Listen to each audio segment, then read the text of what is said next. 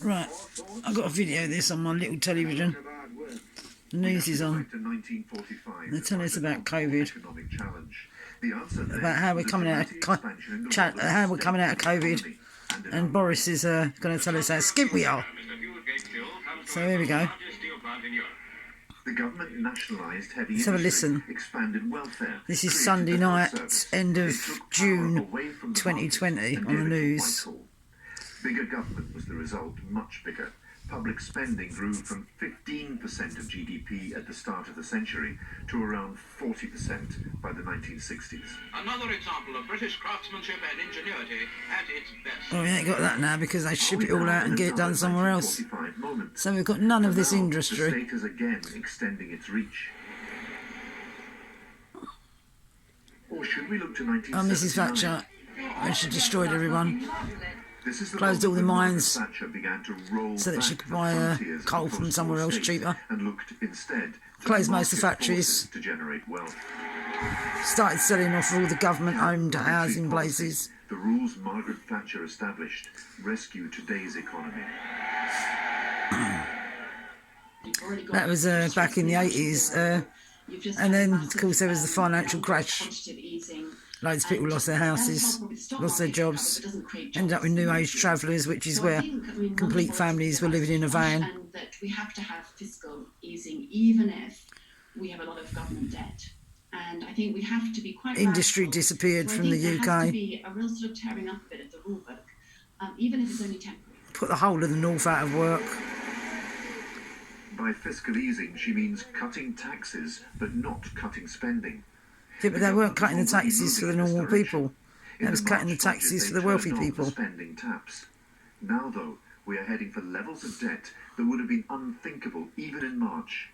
Many economists believe inflation will have to be part of the solution. So everything's going up in price, so no one's got no money. Well, surely that doesn't make sense. If you inflate everything in price, and you're paying everyone to stay out of work for COVID, then you're going to have to inflate their money that you're paying them to cover the cost of inflation. But they're not planning on doing that, are they? They're planning on telling everyone to go back to work, earn loads of money so that we can take it off of you. And the money that we were giving you,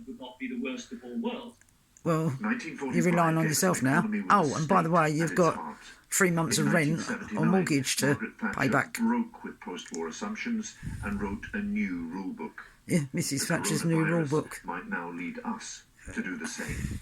Yeah, Mrs. Thatcher was involved in CJD, the mad cow disease. Sacked all her government, all of her scientists, and told them to shut up about it. Have a look at what's called Justice for Andy, which is justice, the word justice, and then the letter 4, and then the name Andy, A-N-D-Y, Justice for Andy. Take a look at that. Anyway, there you go. That was the news tonight. We're all going to be skint. And then once we're skint, they're going to make us pay more for everything.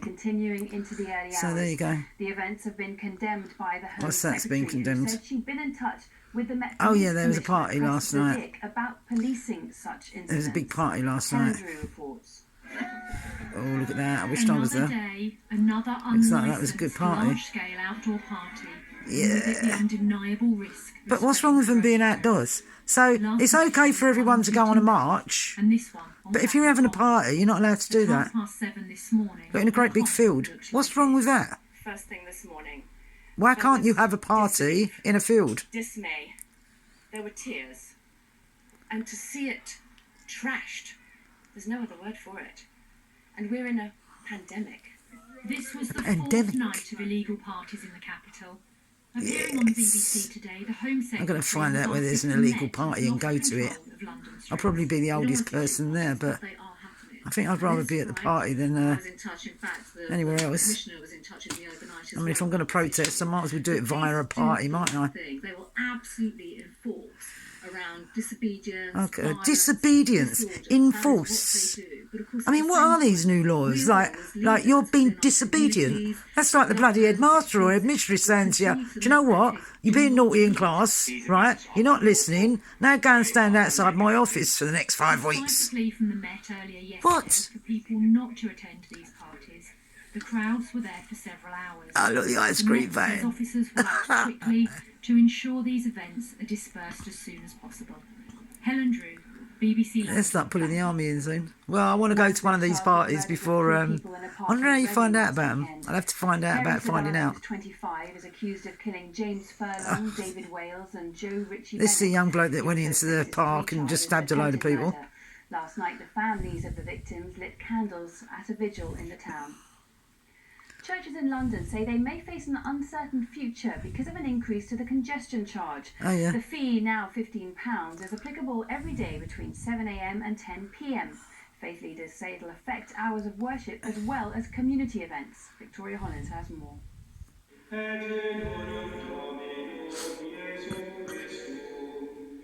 For weeks, Mass has looked very different at Farm Street Church in central London. During the pandemic, it's been streamed online.